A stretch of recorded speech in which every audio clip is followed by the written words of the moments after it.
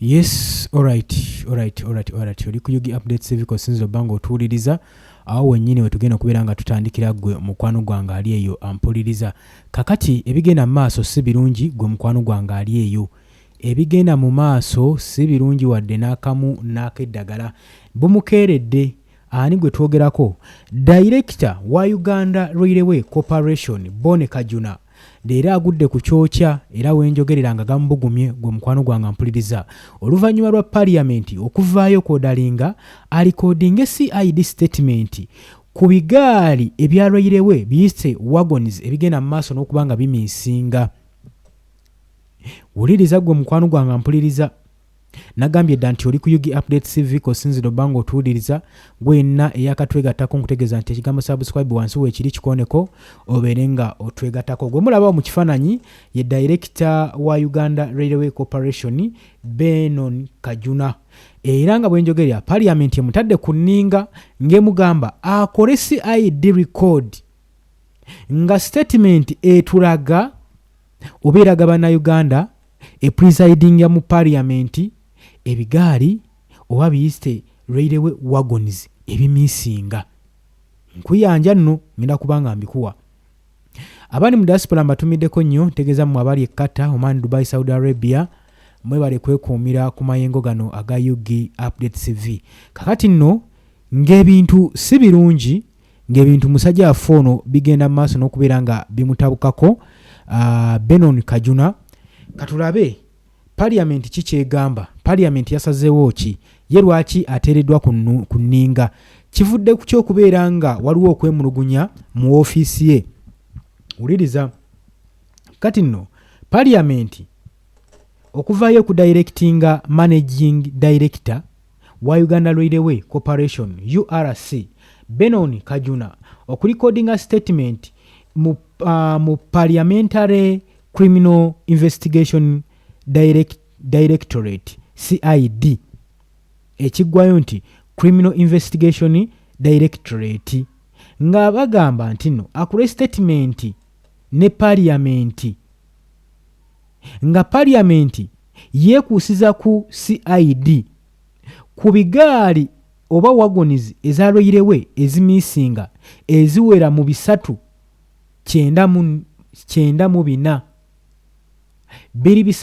394 Railway wagons ze zigenda maaso n'okumiisinga. Naye ekigambibwa zibalirwamu obutitimbe bwa Uganda billions 2.8 ze ssente eziteeberezebwa okuba nga ze ziri mu wagons zino eza Railway ezigenda maaso n'okubeera nga zimiisinga. Kakati we ziba nga zigenda maaso n'okumiisinga ng'ensonga eri bwetyo golowooza Director wagons zino aba yazitaddewa. Kakati no byenjagala nkusaba okulina nga sina kutwala wala kansooke nkuweeko Parliament biki bwegenda maaso n'okubeera nga eyogera ku nsonga eno. Era Managing Director wa Uganda Railway Corporation gamumyuse gatya era wenjogerera nga aliira ku nsiko asobeddwe wakane mu kibira kubanga badde takisuubira nti nno Parliament eyinza okukera obukezi ku makya n'emukolako investigation oba n'emukolako okunoonyereza okw'ekika nga kino. Njagala owulirize akatambi kano akavudde mu Parliament nga bagenda mu maaso n'okubeera nga balumiriza Kajuna agende mu maaso n'okunnyonnyola akana n'akata ku bigambibwa era ebimiisinga ku bitundutundu ebya Railway wagons waje byatwalibwa era waje biyinza okubeera. Wuliriza gwe mukwano gwange. According to their presentation, they are blaming RV 112. So they are saying RVR is responsible, not them. 12 are still missing. It was during this migration that a number of URC and KRC wagons that could not be physically identified were at Nyahururu station, since the RVR had no legal authority to remove or write off or dispose of government-owned railway assets without the approval of the respective asset owners. It could not delete these wagons from Translogic system. Consequently, all wagons whose physical locations will not be confirmed were assigned within TransLogic to Nyahururu pending future verification. Mr. Chairman, in conclusion, the URC confirms that the remaining missing wagons are attributable to RVR's concession period between 2006 and 2018. So URVR should be able to explain how these wagons actually went missing. Wow. Bagamba nti agamyuka omutezi gegamyuka n'akasolo. Kakati musajja waffe director wa Uganda Railway Corporation byangandibanga gamumyuse essaawa zino. Ebiragiro ebikakali okuva mu chairperson akulira parliamentary committee ku physical infrastructures mwine impaka oluvannyuma lw'okwatagana ne bannamateeka nga bagenda maaso n'okuexpressinga obutali bumativu bwabwe nga boolesa obutali bumativu bwabwe eri URC engeri gye yannyonnyoddemu director ono engeri gye yali annyonnyoddemu ku wagoni zino ezigenda mu maaso n'okuba nga zimiisinga tebaamatira era yakuŋŋaanyizza balooya banne ku nsonga eno ng'era alaga obutali bumativu ng'agamba wateeka okubeerawo ekikolebwa siri mumativu na nsonga eno walina okunnyonnyola waliwo okukolebwa okunnyonnyola okuyina okukolebwa okusingako wano kubanga babadde unsatisfied mu explanation eyavudde ewa chairperson wa managing chairperson oba managing director wa Railway Corporation. Njagala owulirize gwe mukwano gwange era nga bagenda maaso n'okwebuuza akakiiko mu parliamentary committee nti wagoni zino ezigenda maaso n'okumiisinga eziri mu bisatu n'okusoba ziri ludda wa era zaatwalibwawa okwo kwonna kwonna okunnyonnyola tukwetaaga. Railway wagons zino ezirina okubeera eza Uganda ne Kenya kigambibwa nti wagons zino ezimiisinga zibelonginga to Uganda, both Uganda saako ne Kenya. Kati beebuuza beba nga teziri mu Kenya era nga teziri na mu Uganda ziba zaatwalibwa luddawa era ziba ziri luddawa. Kakati wano managing director wa Uganda Railway Corporation walina okuviirayo annyonnyola akana n'akataano ku wagons zino engeri gye zaabulibwamu ng'omukwano gwange mpuliriza.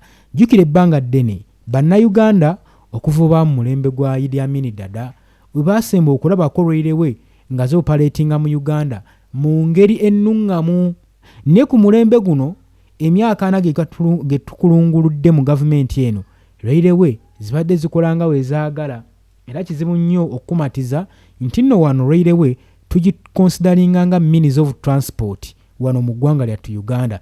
Tukuma byogerako mu bitabo na kubisomako naye ekyamazima practically wano mu ggwanga lyaffe Uganda Railway transport tekolera kuwadde ddala n'akamu n'akeddagala olw'ensonga nti nno system ze tulina zonna w'otunuulira wagoni ze tubeera nazo byonna bikadde. W'otunuulira tukiyitaani w'otunuulira ku bibayita locomotive wano mu system yaffe nga mu transport means locomotive kino atakimanyi kyekyana ekiba kisika ebiba bisigadde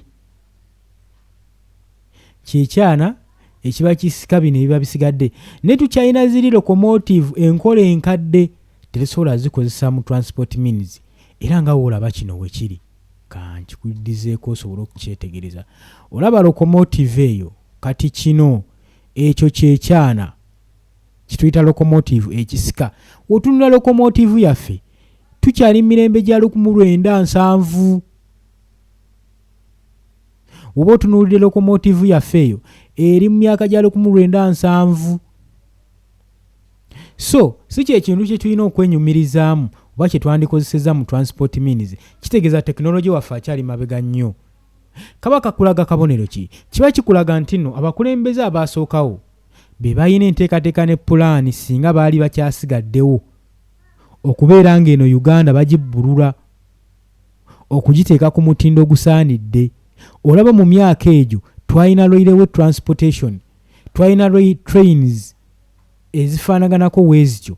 Gulowooza singa babaddewo ku mulembe guno era singa twali tulina abakulembeze abategeera nga beegomba ne bakoppa kibeegombye ne bakireeta mu nsi yaabwe, nga tetulina bakulembeze banyunyuuta bunyunyuusi ggwanga lyaffe kutwala bya bugagga mu mawanga malala gakulaakulanya, nga balumirirwa balina omutima gw'eggwanga lyabwe ogulumirirwa eggwanga lyabwe. Naye bandibadde bali enguzi naye ng'enguzi eyo bagirya bino ebapromoting nga biyamba ku developinga ggwanga lyaffe tekyandibadde ensonga. Naye ekyewuunyisa nti mu bintu byewandirowoozezza bye batwandyegombye bye twegombe bunayira naffe bye tusobola okwekolera wano bannayuganda tetusobola byetuusaako. Ekyo kikkirize oba kigaane. Nakugambye dde oli ku UG Update TV kosinziro banga otuwuliriza. Mwabali emitala w'amayanja nnyongera mu maaso era n'obbatumirako kubanga mukola kyamaanyi nnyo okwekuumira ku mayingo gano aga UG Update TV. Kakati ababadde mu Parliamentary Committee Board mu Physical Infrastructures abagenze mu maaso n'okubeera nga batottolwa bagenda mu maaso n'okusoya akajojoji wa bibuuzo eri Managing Director wa Uganda Railway Corporation. Impaka agamba Parliament eyina okubeera ng'ekola investigation singa URC manager failing providing a satisfaction, singa Managing Director ono alemererwa okumatiza n'obujulizi bw'anaaba aleese obumatiza Parliamentary Committee engeri wagonizi zino gye zimiisingamu, engeri assets zino gye zaamiisingamu, bamuwadde wiiki emu yokka weeti ave yannyonnyole ateekole documentary nga byekuusa ku CID report ng'ennyonnyola wagonizi zino ezimiisinga eziri mu 300 ezibalirwamu biliyoni 200 n'okusobeza Uganda zaabulira ludda wa. Kaakati wano Munnayuganda w'olina okutiira engeri ssente z'omusolo gye zibulankanyizibwamu era gye zibulaabulamu. Kubanga ono Managing Director mulamba wabanga naye kennyininyini atankana ansa engeri railway wagons zino gye zaabulankanyizibwamu kitegeeza Uganda eba yeetaaga ssaala, kubanga buvunaanyizibwa bwe okumanya assets za gavumenti wawe zikuumibwa wawe ziteekeddwa zaakoze eki. So singa anaalemererwa mu wiiki emu bamugambye wakukajjuutuka. Jjukira nti nno operation bufunzi wawe bate bagiyita yatandikibwawo Chief of Defence Force Muhoozi Kayini Lugaba, kitegeeza ejja kubeera wali mu kkoona ng'emulindiridde. Tulabyeko wano Nalongo Anetianita Amongi abadde Speaker wa Parliament okubeera ng'akwatibwa ng'ekyonzeera ng'atwalibwa ng'ekyokuttale. Tumulabyeko wano oba alabiddwako ng'asendezebwa akati ng'ekikere nga bamusenda okuva mu Parliament nga bamusendesa luti nga kikere. Ekyo njagadde okitegeere. Kati so ono talina kweyibaala nnyo nti Managing Director wa Uganda Railway Corporation niwankubadde ekifo kyalimu kizito ky'amaanyi era tekimuganya butatottola wa ssente z'omubi bw'omusolo, ssente z'omunnayuganda, engeri ki gye zibuliziddwamu, ngeri ki gye zibulwankanyiziddwamu, bazitwalawa projects ze bafinansinga bannansi waki basigala babonaabona mu nsi yaabwe. Wano nno Uganda twandigambye nti nno transport means kyekintu ekyandibadde ng'ekiri favorable eri bannayuganda. Nga transport means ziri cheap wano mu Uganda, singa railway transport yali eteekeddwa mu kumwanjo okusobola okulaba nga transportation balina engeri gye bagisolovingamu. Panga no tulina ebimu ku bizibu ebitawanya bannayuganda n'ebitulemesezza okgenda mu maaso. Transport means tukozesa railroad transport okusinga, ate of which network zaffe mbi nnyo.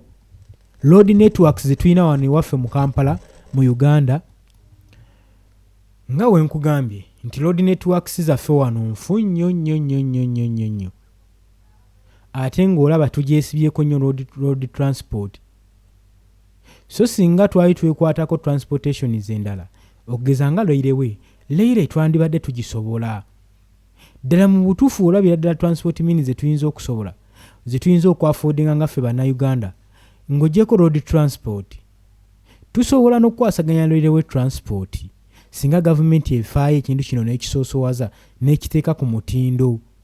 Naye tukyayina enkola enkadde ez'edda nga ne wetugezaako ziyooyoota transportation eyinza okudireyinga kubanga okubeera ne transportation ennungi mu Uganda tuba tusolovinze ebintu bingi nnyo. Ebintu ebimu bye ngenda okubeera nga nkuteera ku mwanjo obitegeere lwaki twetaaga transportation ennungi. Wetubeera ne transportation ennungi ng'ate eri cheaper okugeza tube tugitaddewo Railway transport. Railway transport egenda tuyambako ku bintu bino wammanga wuliriza gwe mukwano gwange. Kitegeeza nti congestion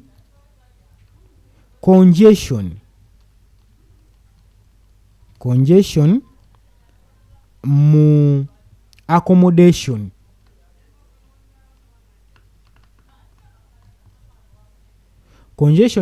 mu ngeri ya accommodation wano mu Kampala ekyo ekizibu tuba tukisolovinze. Omugotteko gw'ensula wano mu kibuga tuba tumaze ogusolovinga kubanga ekireetawo omugotteko gw'ebyensula gwa accommodation bannayuganda nga baagala okusula okumpi n'ekibuga kubanga mwe basinga okukolera. Niye ki ekibasenze okumpi n'ekibuga n'osanga nga tuyina bugeto tuli scattered mu kibuga bannansi tebalina basiza mu myala bazimbyeyo mu ntobazi nga baagala kintu kimu kuteekawo rentals kubanga za ttunzi wano mu Kampala. N'eki ekiviirako ekyo n'olaba ng'omuntu yeeganya ng'ennyumba za layisi okwesuulako n'ekibuga Kampala naye ng'ensonga emulemesa eri emu transport means transport wa bbeeyi ate ng'olugendo luwanvu ate ne weyandibadde ali cheap. Traffic congestion mu kibuga Kampala tasobola mu managinga ku keepinga time kujja ku reportinga ku mulimu gwe. Eyo nayo nsonga nkulu. So singa tusolovinga ekintu kya transport ne tuteekawo Railway mu ggwanga Uganda omanye ekibuzo kiba tusolovinze tuba tusolovinze ebizibu bingi nnyo. Muno mwe muli eky'omugotteko gw'ekibuga Kampala mu byensula. Buli eyandirowoozezza nti agenda sula mu kibuga Kampala agamba ekakiri eyo waliyo transport means eya Railway ate nga train eri modernize nti eyinza okubeera mu buli eyali etambulira essaawa 4 mu lugendo olutono esobola okutambulawo essaawa emu. Ekyo n'akibala oba eddakiika 3 eba etuuse. Kitegeeza ki? Tuba tugenda kwetaaga electric railway means of transport zituba tukozesa mu kibuga mu kibuga Kampala. Ojja kulaba ekiwe kibaawo ekityo abantu bajja kuva mu mugotteko gw'e Kampala bava mu ghetto bava mu slums areas nga boolekera ekakiri ate bagenda kwesanga nga n'ekakiri lento zaayo ziri affordable ate ng'omugotteko mutono. Kitegeeza n'ebitundu ebiriraanye Kampala bigenda kulaakulana bigenda tandika okufuna population y'abantu. Oba okitegedde? Kitegeeza kigenda kwongera ku value y'ettaka n'ebintu ebimu mu bitundu ebimu value neeteetoololera mu Central Buganda yokka wabula n'ebitundu ebirala. Singa transport means zisolovingibwa buli kintu kyangwa wano mu ggwanga Uganda buli kintu kijja kulaakulana. Ng'olaba nga n'omuntu ekijja mwetaagisa kumala kujja Kampala oteekawo akaduuka nawanasinzira ekakiri oba sayidi z'emukono amanyi nti population kati abantu bava e Kampala ne bajja ne basula eno. Kitegeeza ng'ogenda teekawo omudaala gujja kukwatayo. Olaba ensonga gavumenti zeetatunuulira eziyinza okuyamba okulaakulanya eggwanga lyattu Uganda n'okwongera ku ekonomi y'eggwanga Uganda. Kitegeeza tuba tulwanyisizza ekizibu kya economic depression. Ebyo byonna tuba tubirwanyisizza naye bino byonna gavumenti eyinza obutasobola bitegeera. Kitwala ki? kitwala kubasomesa nene ensonga temusobola giraba emyaka gye mumaze nga mukwasaganya ensonga za transportation. Obusonga buno mwandibadde mubulabira wala. Wandirabye nga n'omukulembeze convoy gy'atambula naye okumukuuma ng'ali ku munkenke. Si gy'ayina. Ojja kwesanga nga Ntebe Road takyaliko traffic jam. Okitegedde? Traffic jam naye tujja kuba tumukendeezezza. Tutya nti buli anaayagalanga okuva emukono ng'ayagala kugira mu mmotoka ye byensonga ezimu kuli zireeta jam. Wanaabalirira amafuta g'ayiwa mu mmotoka okujja mu kibuga Kampala ng'ayiwawo 30 oba 20 amagenda n'amadda. Ate nga wano train alaba agenda kukozesa 50,000 amagenda n'amadda. Ezo sente agenda kuba zisevinze. Olaba enkulaakulana wejja mu bantu ne wejja mu ggwanga. Kati twebuuza abakulembeze baffe, lwaki temuzuukusa mitwe ne musobola okubeera nga zino ensonga muzitunuulira era ne muziraba? Lwaki temukonsidalinga nsonga zino? Kati enkulaakulana ojja nakwesanga nga obwavu buweddewo mu bantu. Bino gavumenti byowooza nwanyisizza obwavu naanyisizza. Togenda kulwanyisa bwavu nga tonnakwata ku nsonga ya transport eno. Ensonga ya transport ngikunnyonnyodde ne mugaa yeeviirako kalumanywera byonna byonna. Ogenda kwekanga nga emmere ebadde egula omutwalo gumu egenda tandika okugula 4,300 wano mu Kampala.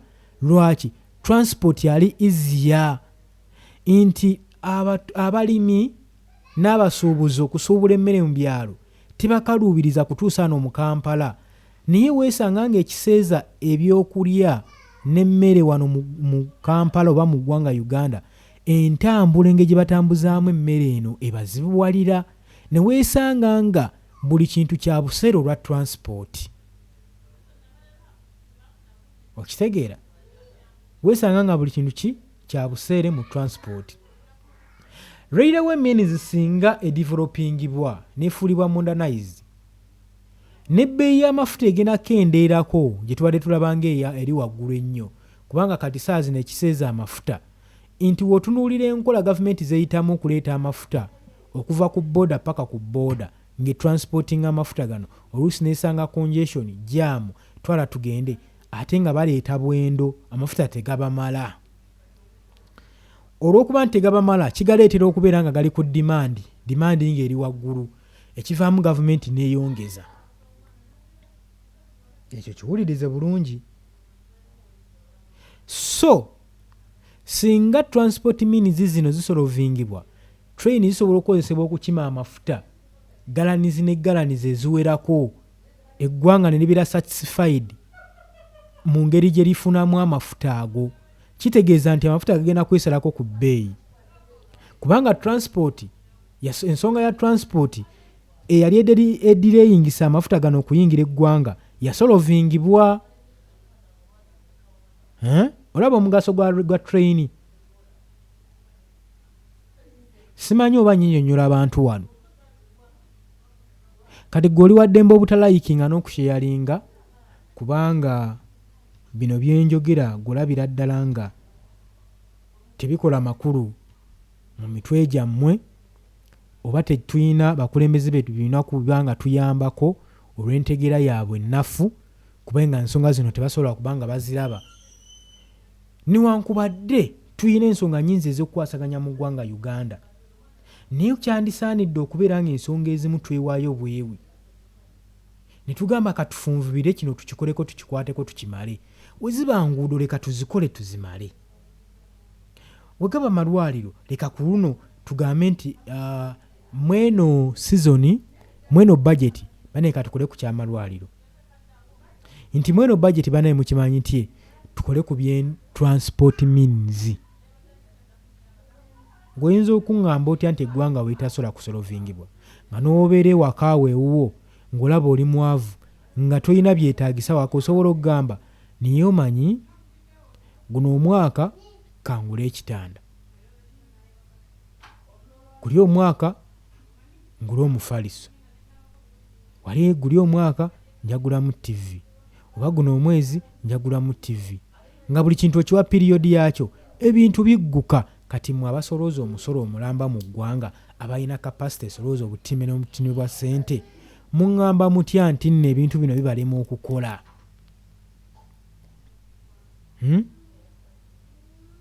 Kakati ekituufu kiri nti managing director wa Uganda Railway Corporation ddala asaanidde okuba nga abizibwa 45 annyonnyole era nga parliamentary committee weegambye emwadde wiiki emu tulinze ensonga ze, tulinze satisfaction mu investigation okupuluvinga wa railway zino wagoni zezaalaga. Nagambye dde oli ku UG Update Civic osinzira obbanga otuwuliza gwa tanatwegattako kirya wansi waliwo ekigambo subscribe kikoneko obeere ng'otweyungako. Kaakati Parliament egamba tuyina okuteebereza nti biwagoniza ebisinga biri mu ggwanga erya Kenya ate ebirala biyinza okuba nga byatundibwa wano mu Uganda nga byatemebwamu sigiri. Kati biba byatundibwa wano mu Uganda ng'ate ebibuuzo byaffe bingi byetulula wano biri ludda mu Uganda tetubirabamu nga tetubiriiwo amazima mu bwenkanya tukkirize oba tugaane. Bwe tuba nga tusobola kusongawo nti nno biri kaleerwe oba biri mpereerwe ng'ate tuteebereza nti byatundibwa wano mu Uganda babikozesa ki? Mu Uganda tetulinamu personal railway nti buli muntu nti oba omuntu aweebwa omwaganya asobola okwafoodinga okubeera ne train eyiye nti kati waliwo eyabadde anoonya speya nti tulina amaduuka ga speya ga train mwano mu Uganda nti oli yagenda n'abitundamu eyo tebajja mumukwata nti oba baabiteekako nga woolaba emmotoka ebabba speya ne bamugattako n'asobola okuba nga abulankanyizibwa n'otasobola kukitegeera. Ekyo si bwe kiri. Kati tuba twebuuza biba byalagawa kitegeeza byatemwamu sigiri, biba byatemwamu sigiri tukkirize oba tugaane. Era babuuza bagamba nti ebimu wagoni zino ziyinza okuba ziri mu Kenya obizisinga nga zatundibwa wano mu Uganda, naye bagamba nti bino bisigala biri assumptions byakuteebereza buteebereza kubanga tewali muntu n'omu eyaproducinze bujulizi okukakasa ku nsonga zino ze twogerako nti wagoni ze za railway zatundibwa mu ggwanga Uganda ne zikola ki, zakolebwamu ki, zatembwamu masigiri, zatemebwamu nzigi, ezo zonna byonna twetaaga okuba nga tubimanya tunyonnyoke. Chairman wa parliamentary committee agamba twagala okubinnyonnyoka tumanye ebyakola ki, biyinza kubanga biri luddawa. Gwe mukwano gwange mpuliriza wetutyo tugenda mu maaso nga tusomesa mu nsonga ezimu. Ekirungi kya UG Update Civic tetukuwa bwe mawulire wabula tukuluŋŋamya n'okukuluŋŋamya otegeere, bakulembeze baffe mutegeere kyekituufu kye musaanidde okubeera nga mukola. Kakati nno nkwayala eno yakoleddwa ng'efindinga editor general mu December 2025 lipooti yakolebwa ng'eraga nti railway wagons 394 394 wagons ziri unaccounted, tezibaliddwa oba tezaabalirwa, era nga bagamba 18 zokka ku railway wagons ebina mu 12 412 18 zokka zezaabalwako, ebirala byonna biri luddawa. Era nga bagamba nti 412 missing wagons were traced, zino zasobola okutracingibwa.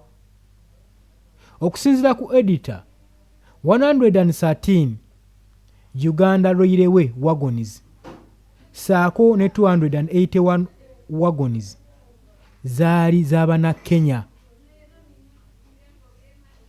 zaali zibelonginga ku Kenya Railway Corporation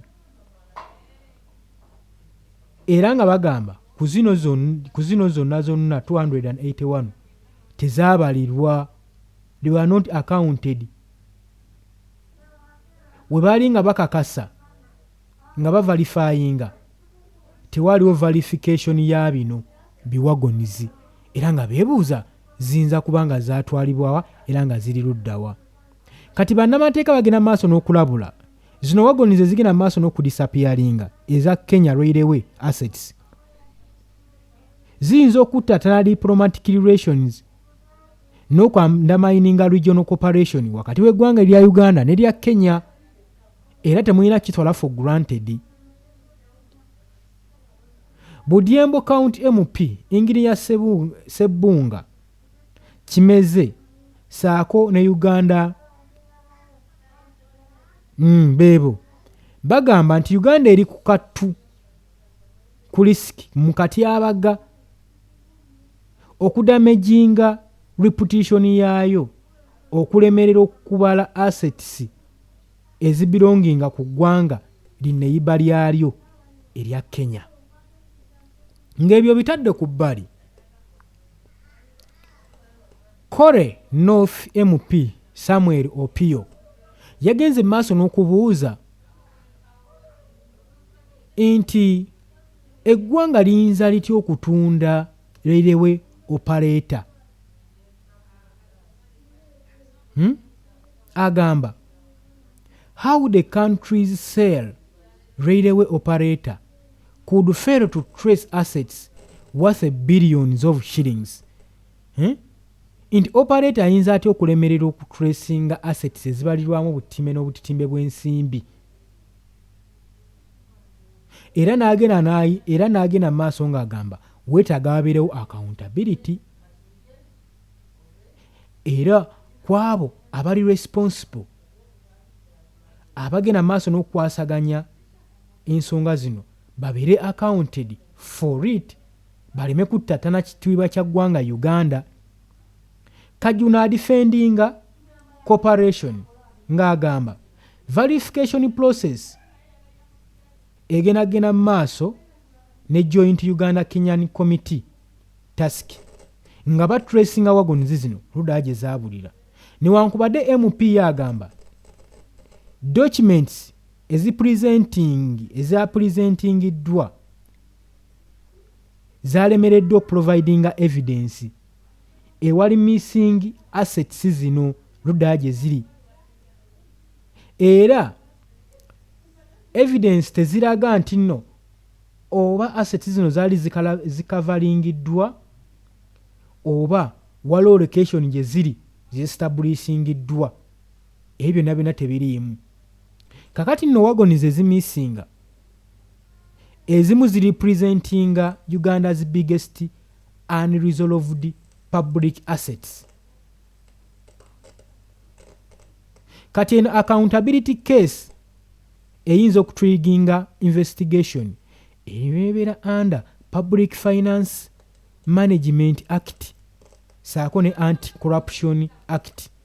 Singa obujulizi butwalibwa mu ngeri y'ekyenoonero, singa balemerera okuprovidinga evidence n'okwabusinga office mu ngeri eno, singa beesuulirayo ogwa naggamba ne balemererwa okuprovidinga obujulizi obulaga lweyirebwe zino wagonizi ludaaje ziri, kigira nti nno ekikoze obubi mulimu n'eza Kenya.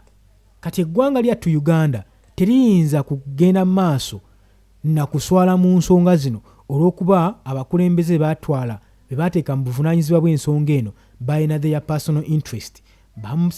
Kati nno twetaaga nno Anti-Corruption Unity ebanoonyerezeeko, kubanga abamu wandisanga nga babwesa basigiri, abamu nga bakola ku muliro bw'okiba nzigi, kiyinzika okuba. Nze ndowooza byonna byonna tujja birabira mu investigation eneeba egenze maaso n'okukolebwa. Njagala okujjukiza nti obadde uli ku Yugi Updates TV nga kw'osinza obba ng'otuwuliriza. Nkugambye ggwe ayagala otweyungako kirira wansi waliwo ekigambo subscribe kikooneko obeere nga otweyungako. abali mu diaspora mbatumiddeko nnyo mwebale kwekuumira ku mayengo ga Yugi Update TV. Mbaagala nnyo, sharinga, likinga. Mweraba.